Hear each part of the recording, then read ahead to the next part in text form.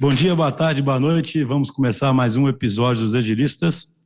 E hoje a nossa intenção aqui é trazer uma discussão que a gente acredita ser muito importante para os ouvintes aí do podcast, que é mostrar um caso assim real, né, de um cliente nosso que teve uma experiência de desenvolver uma plataforma, uma solução, né, eles vão explicar direitinho o que é, ou de tentar desenvolver pelo caminho tradicional e de depois adotar o caminho ágil. Então, uma experiência muito interessante para poder contrastar bem as diferenças e relatar, né, como é que é essa experiência, quais são os benefícios de adotar o ágil, como é que se segue esse caminho, né?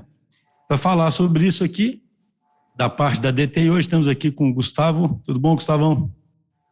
E aí, Schuster, bom dia, boa tarde, boa noite. Bom de novo estar aqui. Isso aí, o Gustavão não é a primeira não. A Cris é a primeira vez? Deixa eu aproveitar para apresentar a Cris. Tudo bem, Cris? Oi, tudo jóia, pessoal? Não, é a minha segunda vez por aqui já. Então você já está totalmente à vontade, né, Cris? Já estamos acostumados. Então, gente, aí esse convidado nosso, esse cliente nosso, eles vão se apresentar agora. A empresa se chama Máquina, eles vão explicar direitinho, né, o que a empresa faz. É uma empresa que atua na área de comunicação. Então, queria pedir para que se apresentasse, faça um pouquinho sobre a empresa, o Fernando Kadaoka. Falei certo, Fernando? Falou, certinho. Obrigado. Bom dia, boa tarde, boa noite aí para todo mundo. Prazer aqui estar com vocês. Vou falar aqui um pouquinho de mim, aí depois acho que o Tássio pode também se apresentar e depois eu falo um pouco da empresa, até para que a gente possa aí contextualizar um pouco que todo o trabalho ali que foi feito. Bom, meu nome é Fernando Kadaoka, eu sou jornalista de formação e eu sou diretor de BI aqui da Máquina Conen Wolf, né? Entendeu? Então, eu sou responsável, né, por toda a parte aqui de produtos e serviços que não são PR, que não são RP, né, que depois eu vou entrar um pouco mais em detalhe, mas eu sou responsável por esse tipo de outros produtos. E aqui a gente tem uma necessidade de ter uma infraestrutura, uma plataforma de TI grande para suportar aqui os nossos serviços. Estou aqui na segunda passagem já pela Máquina, então sou um belo veterano aqui na Máquina, né? Comecei mesmo como jornalista em redação, depois migrei para a agência de comunicação e agora estou aqui na minha segunda passagem aqui pela Máquina. Bacana. E você, Tássio, por favor, se apresente. Pessoal, tudo bem? Obrigado aí pelo convite para participar. Eu sou gestor de BI na Máquina, né? Trabalho junto com o Fernando e sou formado em jornalismo, em direito e tentando desbravar um pouquinho aí esse mundo de dados de uma maneira mais organizada possível, assim. É interessante, você já mostra, são exemplo da modernidade, né? Vocês não são de formação técnica, mas estão na área de BI e na área de dados, né? Isso é super interessante, né? É uma pequena amostra do que vai ser o mundo, né, cara? Porque a gente tenta justamente aplicar o BI, né? Aplicar dados no nosso core business aqui mesmo, que é comunicação, né? Entendeu? Então, a própria comunicação já se desenvolveu nos últimos anos, né? Onde a gente já saiu em grande parte ali dos achômetros que anteriormente guiavam grande parte das estratégias de comunicação para alguma coisa muito mais embasado, né? Com base em metodologias, com base em métricas, né? Isso ajuda a dar um norte bastante importante aí para a gente aferir resultados e melhorar a estratégia de comunicação. E aí eu já aproveito... isso que eu te falo, aproveita e explica também aí pro pessoal o que é a Máquina. Exato. Nós somos a Máquina CW, né? Nós somos uma agência de comunicação corporativa, né? Então, a gente trabalha basicamente aqui, né, assessorando empresas a se comunicar melhor, né, com diversos públicos ali de interesse, principalmente ali imprensa, mas tem também outros públicos como influenciadores, né, e a partir daí a gente traz uma série de estratégias, né, para que a empresa se comunique. O que eu costumo sempre brincar é que uma empresa é que nem uma pessoa, né, ela tem os públicos com quem ela tem que falar e ela tem que modular o seu discurso para cada um dos públicos, para que ela seja melhor compreendida, né, e aí isso vale para tudo. Temos o público interno, que são os funcionários das empresas, temos uma série de diferentes públicos externos, como imprensa, como influenciadores, redes sociais, como também, dependendo da empresa, também o consumidor final, né, por meio aí também das redes sociais, dos canais oficiais de comunicação,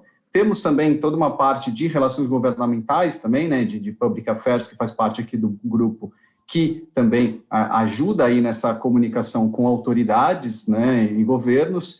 Então, esse é um pouquinho do trabalho que a gente faz, né? A gente entende as necessidades de comunicação das empresas e aí, sejam elas aí as comunicações com diferentes canais, né, e diferentes públicos, e aí a gente utiliza as melhores ferramentas e estratégias para que a empresa consiga ser bem compreendida e se relacionar bem, né? A gente sempre busca aquela palavrinha-chave que a gente usa, que é reputação, né? Entendeu? A gente busca sedimentar, melhorar e aprimorar a reputação das empresas no relacionamento com esses públicos. Então, quando você se apresentou... Também... Então, quando você se apresentou, você falou de uma diferença, né? Você falou, cuide do outros, né? Tem produtos... Entra um pouquinho nesse detalhe para a gente poder... Vale falar um pouquinho. Então, como uma empresa de comunicação, uma agência de comunicação, uma agência de relações públicas, né? O core business da empresa, e onde eu fiz toda a minha primeira passagem ali na máquina, de 8 anos, é voltada para relações públicas, né? O que anteriormente era conhecido ali como assessoria de imprensa. Então, surgiu como assessoria de imprensa e depois virou relações públicas, porque a gente lida com públicos mais amplos do que apenas imprensa, né? A imprensa continua sendo um público bastante importante, mas existem outros que a gente tem que também ajudar aí nas estratégias de comunicação, né? Então, o core business da máquina, hoje a máquina ela é parte, né, de um grupo chamado Grupo BCW. Então, aqui no Brasil a gente tem 2 marcas, uma que é a BCW, né, e a outra que é a MCW, que é a máquina CW, né?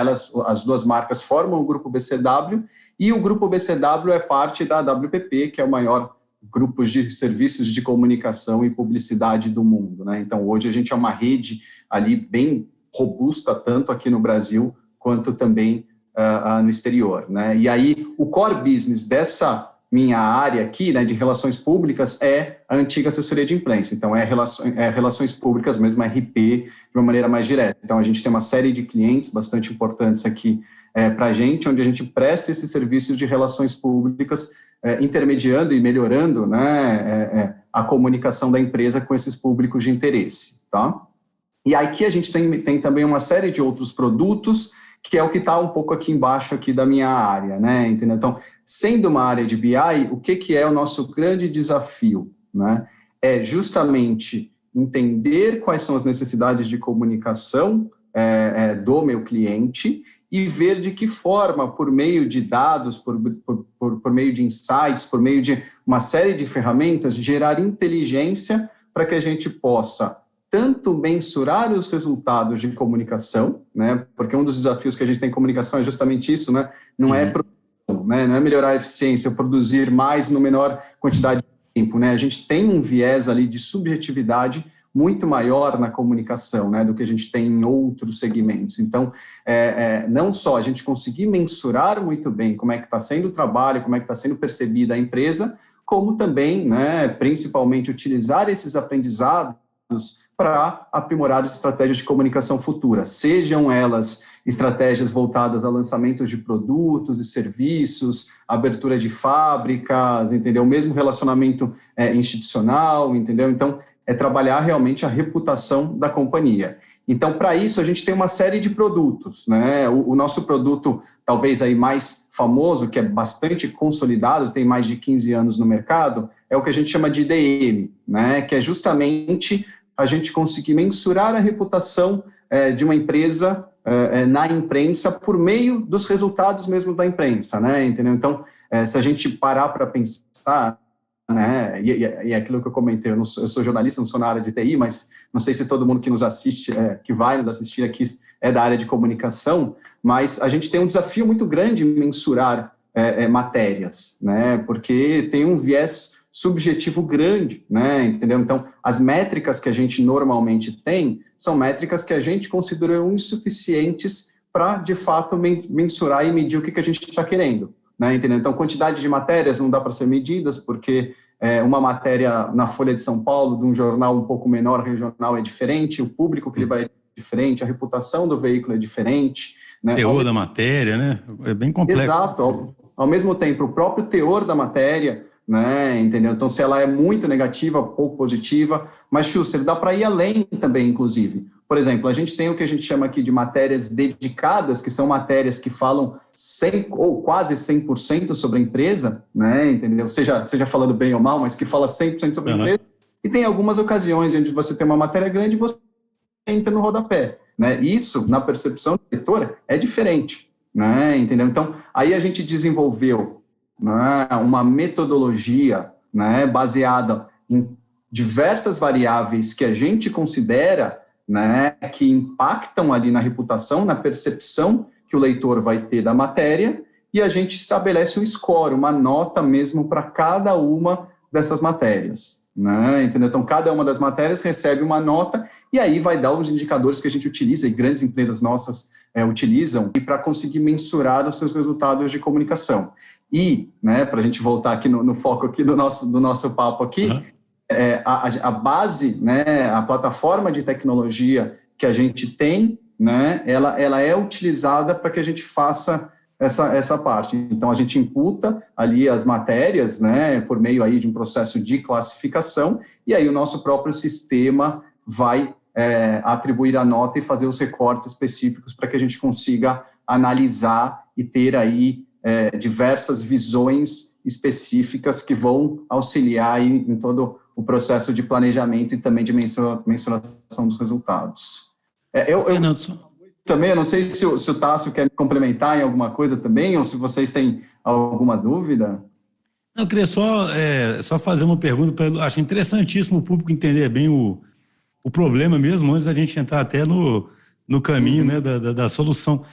Nessa trajetória aí que você fala de tornar a comunicação mais efetiva ao longo dos anos aí, já existe a tendência de tentar usar dados há muito tempo e agora está ficando mais possível, ou na verdade você tinha uma época aí que era completamente, sei lá, no feeling, depois começou a passar para dados e agora nós estamos na etapa de tornar isso mais automatizado. Como é que é essa história, mais ou menos? E se você conseguisse ilustrar com algum exemplo, tipo, como é que era tomada uma decisão há X anos atrás e como é que é tomado hoje, entendeu?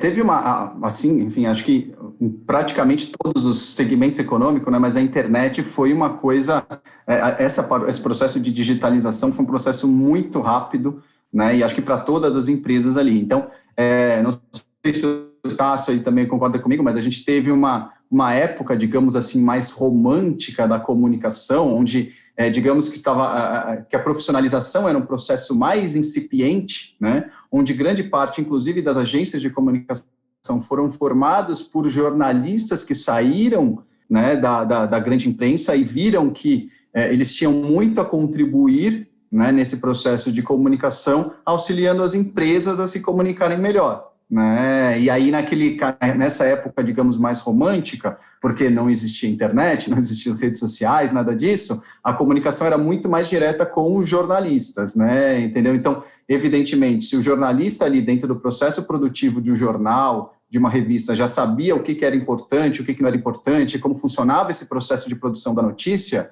ele auxiliava muito melhor as empresas a ter resultados mais efetivos na sua comunicação, né?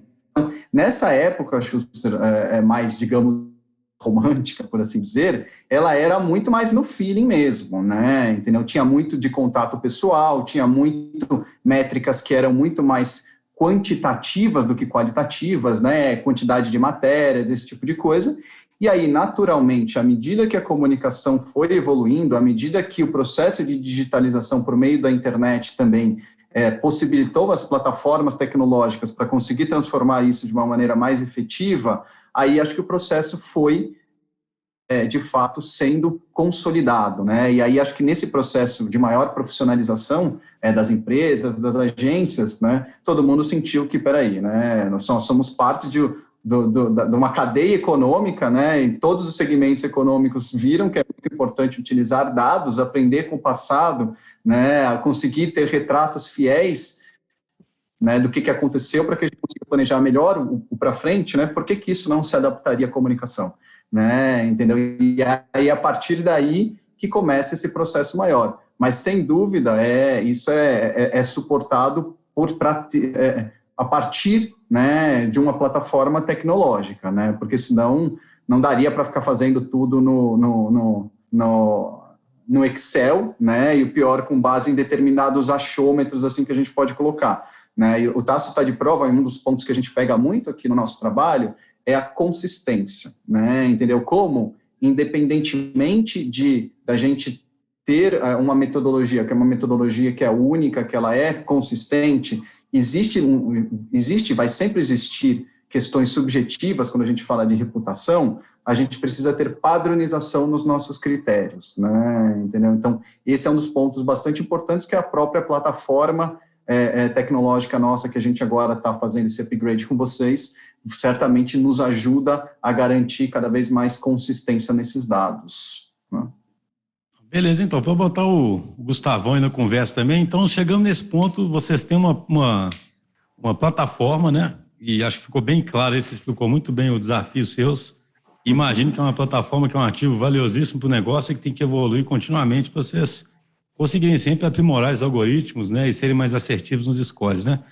Como é que foi então, Gustavo, que começou esse relacionamento, essa procura, que eles, né, nos procuraram saindo de uma experiência do tradicional para uma experiência agora no ágil? Vamos primeiro pegar esse primeiro contato para a gente tentando reproduzir essa história aí, como é que foi? Então, o Fernando, ele procurou a gente logo quando foi comunicado, né, que a gente fazia parte do grupo, começou a fazer parte do grupo da APP, e a gente fez várias reuniões de entendimento, né, do problema dele. Assim, quando ele fala desse ativo preciosíssimo, ele é preciosíssimo mesmo porque é um produto desenvolvido com expertise toda da máquina. Assim, ninguém tem um produto para fazer o cálculo de reputação tão sistêmico e com essa eficiência aí que o Fernando disse, né? Então, ele procurou a gente porque ele estava com essa visão de ter uma plataforma, explicou um pouco o processo e já tinha algumas noções de gaps que ele tinha no que ele enxergava que seria o ideal e no que eles tinham naquele momento, né? Principalmente nessa parte de armazenamento e transativa de dados para uso do jeito que já se calculava, como para uso futuro, né? E incorporando outras fontes de dados, né? Outras fontes de dados como redes sociais, que ainda não tinha e tal. E aí, a partir disso, a gente foi construindo, só que existia uma experiência, né, de contratar essa solução, que eles já tinham passado por isso, e ainda houve essa tentativa de contratar a gente da mesma forma, né, de pensar, ele trazer essa ideia dele, a gente pensar ali nos requisitos para atender essa ideia, e a gente depois sair, detalhar aquilo e entregar, tá aqui, é isso aqui. E aí foi feito muitas reuniões aí, onde a gente foi mostrando um pouco essa metodologia, esse processo de discovery, por que a gente não trabalha, não acredita nesse modelo de trabalho, porque as coisas mudam demais, a gente precisa estar entregando rápido, colhendo feedback e vendo se a gente está atendendo as expectativas. E aí, assim, o Fernando comprou bem a ideia. Fizemos um trabalho de discovery muito profundo, com participação e envolvimento de muitas pessoas da máquina, de todas as pessoas envolvidas ali, com a atuação fortíssima do Fernando, do Tássio. O fórum foi alto, hein, Gustavo, né? A gente fez o discovery direito, hein? Realmente você comprou a ideia e foi muito bom mesmo, assim. E eu acho que o resultado a gente está vendo agora, né? Então, assim, eu queria ouvir do Fernando e do Tássio também. Como é que foi do ponto de vista de vocês, né? Ou seja, para a gente é quase que visceral quando alguém procura a gente por uma solução, a gente tentar apontar um caminho diferente, né? Isso que o Gustavão descreveu, que a gente primeiro tem que entender o problema, tem que orientar esse processo todo a negócio. Mas é claro, eu entendo que do ponto de vista de quem está procurando, existe todo um contexto. Poxa, mas como assim? Eu preciso saber quanto custa, quando fica pronto, né? O que você me entrega? Como é que foi isso, hein? Esse primeiro contato, do ponto de vista de vocês, e o que os levou a fazer essa aposta de que esse poderia ser um caminho interessante de ser seguido? O que dá para ser dito, viu, Schuster, Gustavo, é que para a gente, bom, vocês viram, né? A gente fez toda a apresentação aí do que é a empresa, etc. Então, a gente utiliza e aplica o BI, mas nós não somos de tecnologia, né? Entendeu? Eu tenho uma formação econômica, então tenho uma certa familiaridade, mas a gente, de tecnologia, a parte de TI, a gente passa muito longe, né? Então, e aí eu sempre costumo brincar que eu acho que a área da tecnologia é uma das áreas onde mais quem não é do ramo fica completamente alheio, né, e não consegue muito bem entender como funciona, né, entendeu? Então, toda a parte de programação, todo esse tipo de coisa, para quem não é da área, parece uma coisa, assim, muito hermética, difícil de conseguir entender, né? Então, eu acho que esse foi o primeiro grande desafio que a gente teve, né, entendeu? Que é de fato ter fornecedores, né, procurar ali possíveis parceiros nessa empreitada que, de fato, tivessem ali a capacidade de entrega e que nos ajudassem, nos conduzissem nesse processo, que era um processo onde a gente sabia onde a gente queria chegar, mas não sabia exatamente como chegar, né, parte ali técnica, né, e o que daria e como que a gente faria, né, entendeu? Então, acho que, como o Gustavo próprio comentou, acho que o fato de vocês serem aqui do grupo WPP é uma grande chancela aqui também, né? Entendeu? Então, WPP não fez isso à toa, né? Trouxe vocês para o grupo à toa, né? E a partir daí, das conversas com o Gustavo, a gente foi entendendo as diferentes metodologias que existiam nesse processo de criação aí dessa plataforma, né, e quais seriam os prós e os contras de cada um, né, entendeu? Então, como também foi comentado anteriormente, a gente teve uma experiência que a gente não gostou muito, que era mais ou menos aí perdoem os termos leigos aí, tá, mas era uma coisa meio fechada, né, onde a gente pagou e tinha que entregar aquilo ali no final de um período por determinado valor, e a gente teve muitos problemas ali que realmente não foi exatamente a condição de como a gente gostaria, né? Então, aí, a partir daí, dessa nova forma, né, como o Gustavo comentou, onde a gente foi entendendo um pouquinho do funcionamento de vocês, a gente tentou também, de nossa parte, mergulhar e fazer esse processo muito bem feito, né, para que seja, de fato, ali uma parceria nessa construção, né? E aí, acho que o Tasso pode me complementar aqui depois, eu vi alguns pontos bastante positivos, né? Então, o próprio processo de discovery, né, que para a gente foi um processo bastante interessante, porque ele gera uma reflexão, né, para a gente aqui, para mim, acho que imagino também para o Tássio, ou seja, para a gente que está na liderança dessa área, que normalmente no dia a dia a gente não costuma muito fazer, né? O que de fato cada um dos públicos que estão diretamente ligados, seja da nossa equipe, seja do cliente, o que eles estão pensando, o que eles estão esperando, quais são as dores. Então, gera algumas reflexões bastante interessantes, né? E acho que... Então, queria que o Tássio complementasse, porque tem muito isso, né, Tássio? Sim. Como a gente foca demais na solução, às vezes nem revisita, né, essas dores e já foi... Você sentiu isso também? Conforme o Fernando falou, a gente veio de um processo que não deu muito certo, então a gente precisava ver resultados ali, havia uma ansiedade natural de todos os envolvidos nesse processo para ver resultados. Então, eu acho que quando chega o processo de discovery, por exemplo, havia uma preocupação ali de o que seria feito, o que seria discutido, por que seria discutido, como seria essa discussão, por que seria necessário envolver todos os players, digamos assim, né, das equipes. E ao longo do trabalho foi ficando muito mais claro, né, por que a gente precisava fazer esse tipo de mapeamento, esse tipo de entendimento do trabalho. E justamente a partir desse entendimento a gente pode levantar algumas questões também que para a gente não eram claras, né, algumas questões que dizem respeito a dificuldades ali do dia a dia que acabam passando no nosso cotidiano ali e a gente acaba não dando a devida atenção, às vezes, por X razões. E, enfim, esse tipo de questionamento foi importante para a gente poder verificar se era um problema, o quão prejudicial era esse problema ou não e urgências, etc. Então, isso ficou bem esquematizado para a gente poder trabalhar dali em diante. Interessante, ou seja, né, assim, vocês vinham de um processo convencional com foco enorme em entregar um escopo definido, né, num determinado prazo, um escopo fixo, e aí, no começo de um processo desse, o foco todo é espremer no bom sentido, para assim, falem, revelem logo qual é a solução, né, para a gente poder fazer essa solução e entregar.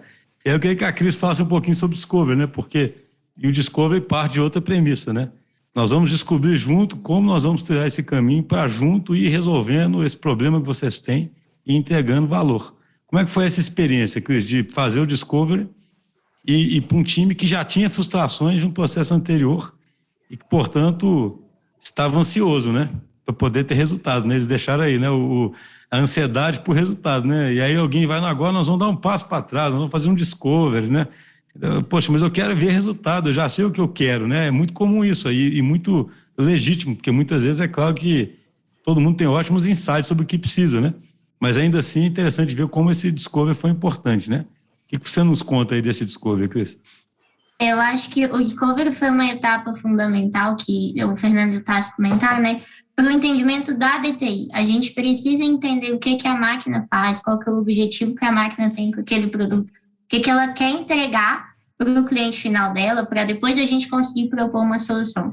Eu acho que foi um Discovery muito tranquilo, pelo que o Fernando falou, eles já sabiam onde eles queriam chegar e já tinham uma ideia do que eles esperavam da ferramenta, sabe? A gente não pivotou muito dessa ideia inicial deles, a gente conseguiu levantar algumas hipóteses, já no Discovery anular outras, conhecer as pessoas, conhecer todas as pessoas que estavam envolvidas nas etapas, né, ao longo do processo, até a gente chegar no cálculo do IDM mesmo, e conseguir identificar principalmente as dores de cada uma das pessoas, né? A gente teve uma visão bem clara no Discovery, quais que eram as dores estratégicas, onde o produto gostaria de estar ao final do projeto, e onde que eram as dores operacionais também, que o pessoal que está ali no dia a dia, o pessoal que está ali trabalhando com a ferramenta, gostaria que fosse melhorado, que fosse evoluído. Então, a gente teve essas duas visões a partir do Discovery, mas eu digo que foi um Discovery realmente de entendimento de problema com uma proposta de solução tranquila.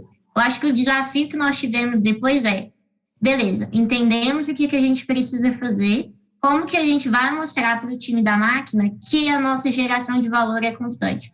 Que eles tinham saído desse processo de comprar por um preço X uma entrega daqui X tempo e a gente queria entregar valor para eles o mais rápido possível, mostrar que fazer pequenas entregas, né, acompanhando a evolução disso, era a forma que a DTI acredita de trabalhar e que a gente acha que faria mais efeito para eles, né? Principalmente analisando, eu entreguei isso, o que eu posso melhorar a partir de agora?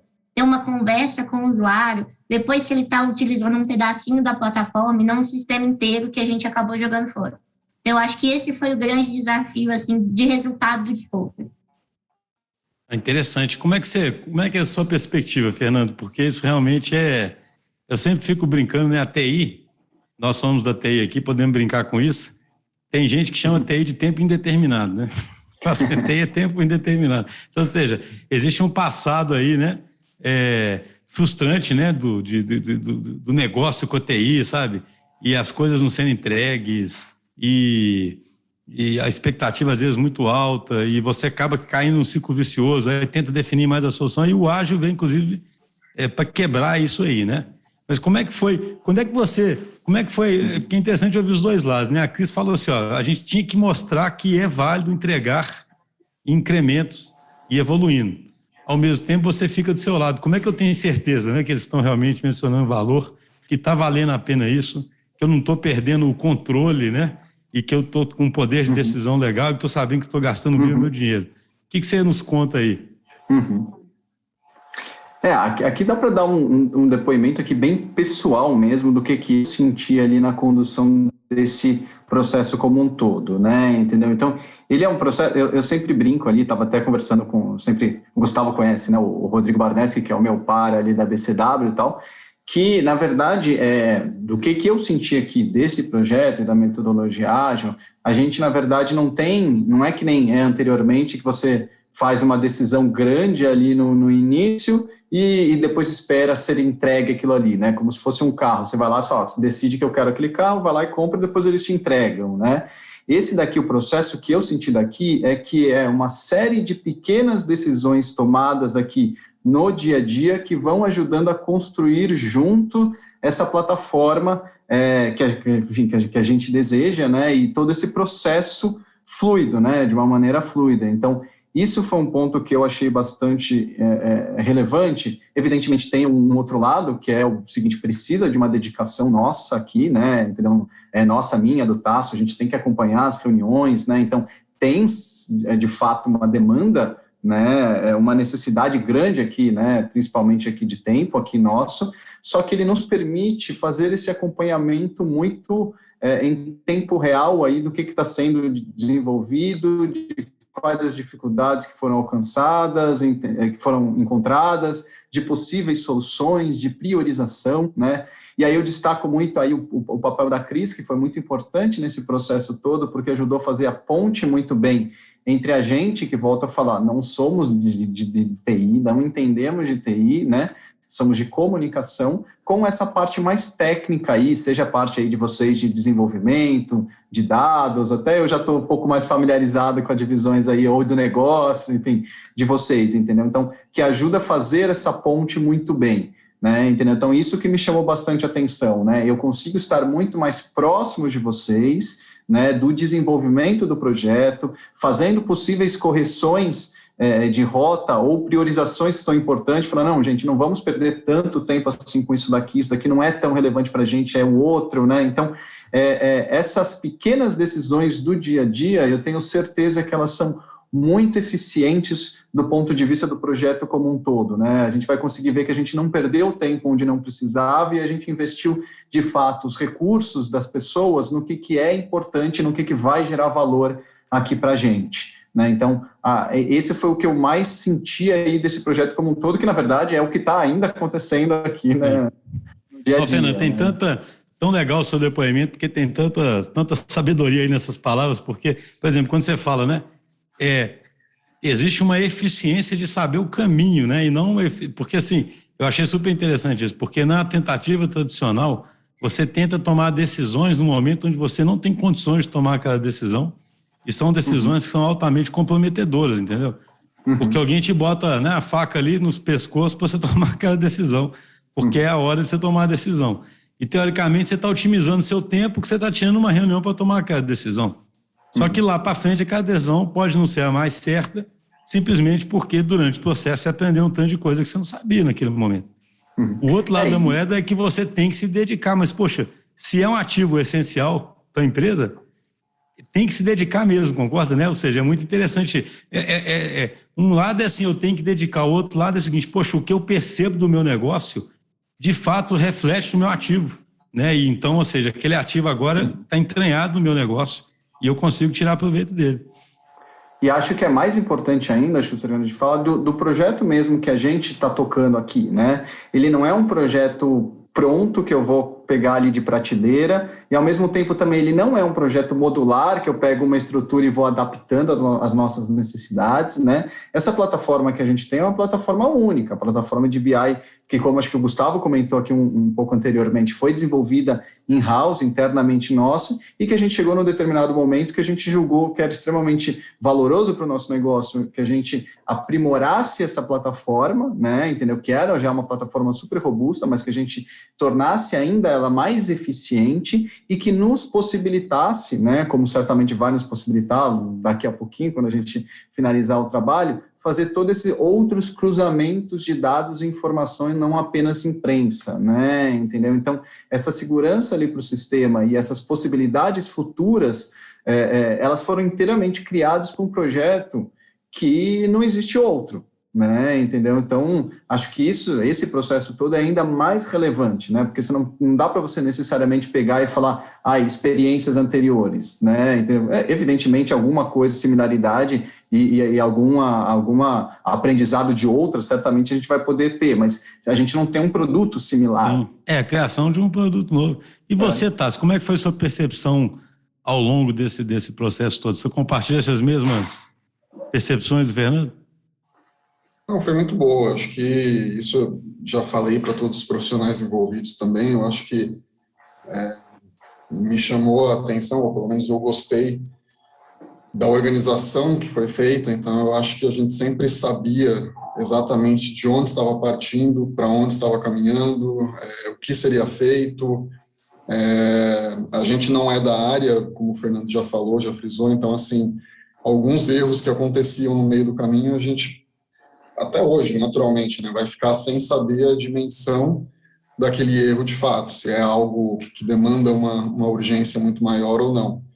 E sempre houve uma organização, uma programação para que isso fosse feito da maneira mais clara possível para a gente, porque é óbvio que com meses de trabalho junto com a DTI, a gente acaba se familiarizando mais com alguns temas, com alguns termos, mas não significa que a gente vá saber exatamente o que está acontecendo e qual é a gravidade daquilo que está acontecendo. Então, isso eu acho que foi bem feito para que a gente pudesse caminhar com mais segurança nesse processo todo.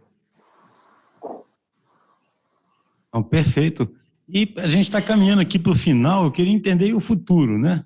Eu vejo que você está confiante, né, Fernando? Você tem uma... Porque, assim, eu falo que isso é importante porque quando eu fiquei brincando essa relação que entre TI e negócio, sabe? Que é uma relação muitas vezes complicada, é justamente por causa do que eu comentei. O negócio fica ansioso, né? Porque não vê o resultado. Ou não vê o resultado, começa a fazer uma cobrança, às vezes, excessiva. Aí a TI, né, reage àquilo também, impondo uma série de restrições, né? Então me especifica exatamente isso, me fala exatamente aquilo, e aí vira quase que aquelas escalation, né? Sabe? Uma guerra armamentista, né? Fica cada lado tentando se proteger tanto que ninguém foca no resultado. Eu acho que o bonito da história é quando você consegue criar um time coeso, negócio TI, que junto está procurando gerar valor, né? Você percebe isso e está confiante agora, quando você planeja o futuro da sua área, né? Você hoje tem uma visão de que vai conseguir chegar lá e que a TI agora é parceira sua nesse caminho? Não, com certeza. Estou confiante porque o Gustavo e a Cris aí falaram, no peito, deixa com a gente aí, hein? Não, mas certamente estou sim, tá? Esse investimento que a gente fez era um ponto bastante importante sobre duas grandes óticas, né? Primeiro é uma ótica interna mesmo nossa, né, de ter aí um sistema mais atualizado, né, volto a falar, o outro ainda que a gente está rodando com os dois, bastante robusto, bastante importante, então, pegar tudo, as qualidades que tem desse novo, desse sistema, dessa plataforma antiga que a gente tinha, né, preservando tudo aquilo, inclusive todo o banco de dados, que é muito rico, que a gente tem, né, mas, ao mesmo tempo, adicionando aí camadas extras de confiabilidade do sistema, né, e também ferramentas mais atualizadas, né? A gente sabe como a tecnologia é rápida, né? Em 2, 3 anos tudo evolui muito. Então, a gente tinha um lado aqui de dentro de casa, né? Que era muito importante, né? De a gente ter essa nova plataforma mais atualizada, aí com as coisas mais modernas que a gente pode ter, tanto em termos de fornecedores, como de aplicativos que a gente utiliza, tudo isso, como também, né, nos viabilizar aí o futuro, que é o que você comentou um pouco, né, Schuster? Então, a partir do momento onde a gente tem essa plataforma, que é uma plataforma mais moderna, mais robusta, a gente vai poder também fornecer e desenvolver produtos e serviços mais alinhados com as necessidades atuais e futuras dos nossos clientes, né? Entendeu? Então, sem essa plataforma, a gente não conseguiria. Então, e aí o Tasso está de prova, a gente tem uma série de outros produtos aqui que estão sendo desenvolvidos, outros indicadores, outras métricas, que justamente essa plataforma vai nos possibilitar colocar isso em escala e fazer todo o atendimento ali do cliente, né? Então, todos esses cruzamentos de dados, de imprensa, de public affairs, de redes sociais, tudo isso para fornecer aí um mar de dados, né, um oceano de dados muito mais relevante e importante para o cliente, tudo isso vai ser possibilitado pela essa plataforma, por uma plataforma muito mais atualizada. Então, eu estou bastante confiante, né, e acho que não só eu, toda a liderança da máquina, né, de que realmente a gente tem ótimos produtos, a gente está desenvolvendo produtos que vão ser muito atualizados com as necessidades dos meus clientes hoje, né, e aí tendo essa plataforma que suporte, né, tecnologicamente tudo isso, né? Acho que esse é o caminho e é o planejamento que a gente está não só está traçando, como a gente está caminhando aí para o futuro, né? É importantíssimo, né? Porque todo mundo tem legados, né? Todo mundo tem que migrar ou modernizar legados. E se a solução sempre for uma promessa daquelas, ó, confia que no futuro, não sei quando vai acontecer, né? É muito mais seguro fazer de uma forma que você minimize risco e vá colocando todo mundo no jogo e tendo convicção que está no caminho certo, né? Pessoal, muito obrigado. Eu peço desculpa aí que a minha câmera estragou.